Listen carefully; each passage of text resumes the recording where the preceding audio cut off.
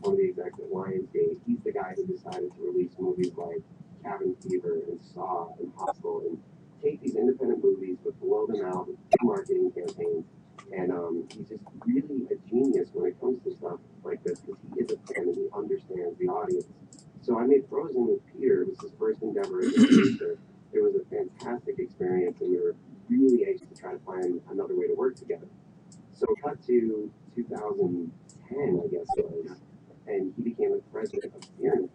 And at the time, I thought FearNet was a website. Like everybody did. Like I didn't even know they were on network because they still weren't off the ground yet. And he said, right now we're going to be showing a lot of old movies, but I need to figure out my first original show, and I want to do something with you. And I don't want to do what everybody thinks I'm going to do. I don't want to do something in Crypt or in X-Files. Like I want to do something so unexpected. And he referenced a series of short films that Joe and I had done together. For 3 years, we had made a year for this festival in London called Fright Fest, which is our favorite film festival in the world. And they were just little shorts of us basically trying to get Fright Fest, but we would parody a different movie each year. So the first year we did Twilight Zone movie, and then we did American Werewolf in London, and then we did Blair Witch. But they kind of were a big hit online for other people. And he's like, chemistry between you is great. I like the idea about real horror directors being in a show. And I was like, I've got just the thing. So Coffee and Donuts got redeveloped to become Holliston. And so a 13-year struggle, there was another time that the show almost got stuck with Joe in it for another number. And again, a merger stopped it. But everything happens for a reason. And now got to make the show with exactly the people I wanted to make it with, exactly the way I wanted to make it. And I used to ballsy on FearNet to make a traditional sitcom like this with a studio audience laugh track. And, because we're parodying sitcoms. We are a sitcom. And yes, we pointed out we'll make fun laugh track. A joke went by earlier where somebody in the audience explained a joke and yelled it out.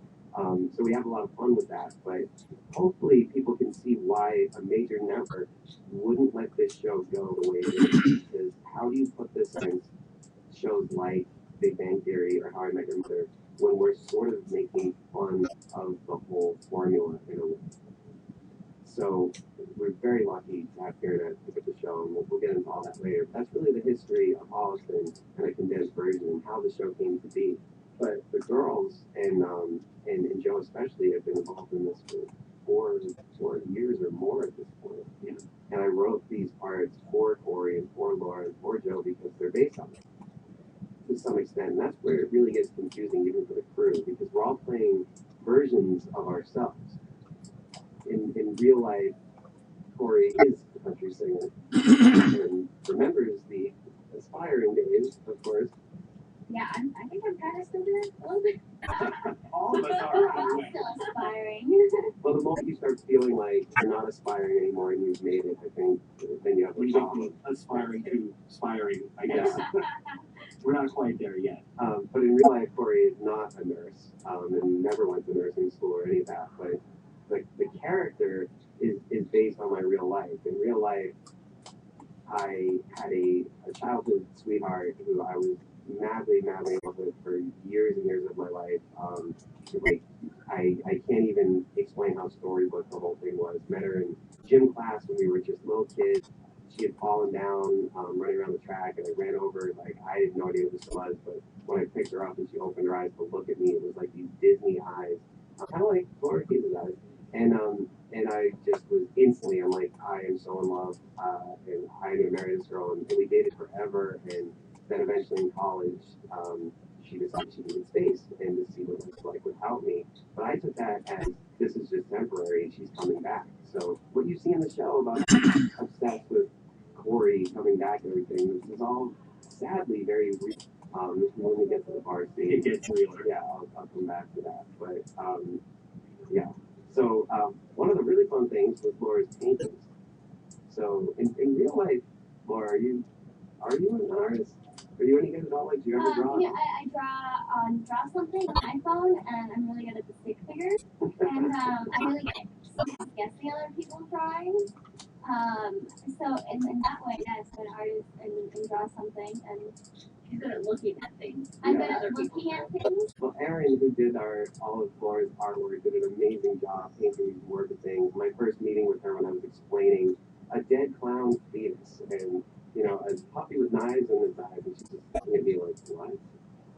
But those paintings now hang in my edit suite at the Aeroscope office. She was even so impressed with her work that she wanted to keep them. She wanted to keep them at one point, yeah. I think everybody on the crew wanted to keep them, especially my painting from episode 6, which we'll get to eventually. I don't want to give that away. Yeah. So all these locations that you're seeing are real places in Holliston. This is Casey's Crossing. Now the inside, the actual show, because it's a sitcom, is all done on a Hollywood soundstage, but the exteriors are actual places in Holliston, Massachusetts, which is the town that and obviously and the town that I grew up in.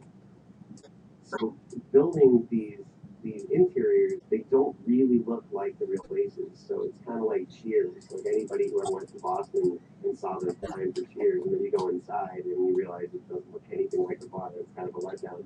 So, but hopefully people make the journey and the Mecca to Holliston to see these things. We're hoping that there's a tourism section of Holliston really come after the show. Yeah, Holliston actually framed that lovely shirt that I'm wearing, and they have it hanging up in their town hall. That's not true. I just did that. I was like, what? They should Maybe be you're hanging my shirts up. My shirts are off. Look at that crappy shirt. This is Nick Ballard, who played Kevin. Nick is a friend of Corey's, who sort of hit us at the last minute. Yeah, Nick is a hilarious person, and Adam gave him great direction with his character. He told him to play his role. He was a Disney prince, and we just could hardly contain ourselves. Yeah, I was like, forget what the other actors are doing. It doesn't matter. You are a Disney prince in an animated Disney movie, and that's it. And so you'll notice he's like, basically, he's not even paying attention to what anybody else is Even the way doing. he's standing. He's just smiling and delivering all of his lines really cheesy, and it's been fun because audiences at first are like, "This guy's the worst actor ever," and then after a minute they're like, "Wait a minute, this guy's hilarious." And hopefully in season 2, Nick Claxton will be back again. So this episode has existed for a long time in various formats. And so this was the one we were probably the most comfortable with because we had worked on it for so long, so many different versions of it. And one little trick was that we actually shot this episode towards the end. Now normally with a sitcom, you shoot the pilot first, and then you wait to find out if you got picked up. Well, in this case, with FearNet, what good was a pilot going to do them? They had no other shows yet, so they committed to doing 6 episodes.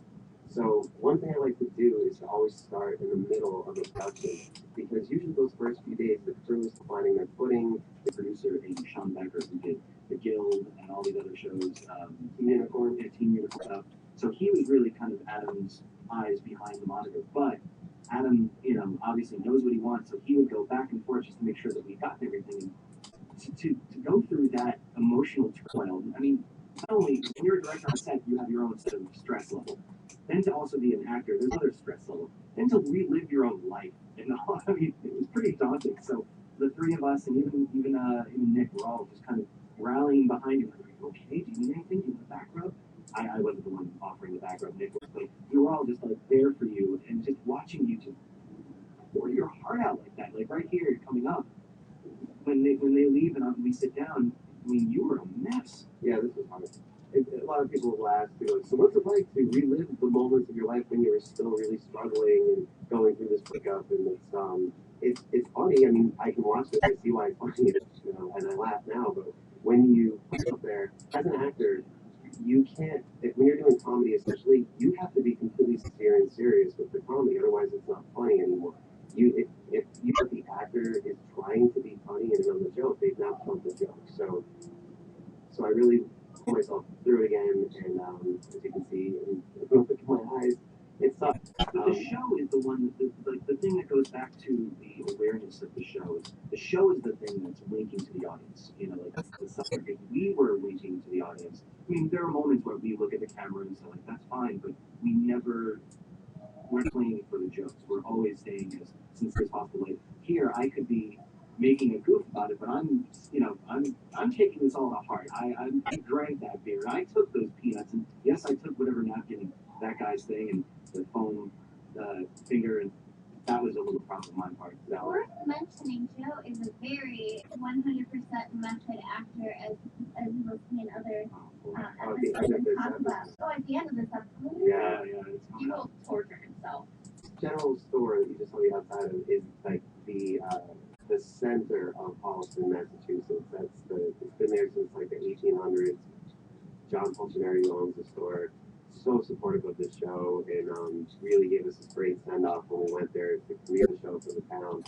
But that was the place where you went to get your candy when you were a kid and when you were going to fish, life was great. Or we go there and candy now. Oh yeah, Yeah. like the gift bag that we left with was awesome. He gave us this wonderful gift bag, and he didn't even know it was just in case we stopped by. He didn't know we were going to stop by. We didn't know that we would have time before our flight to go.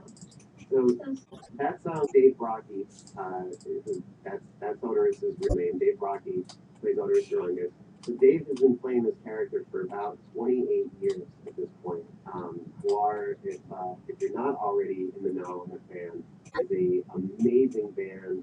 They all dress up like you see.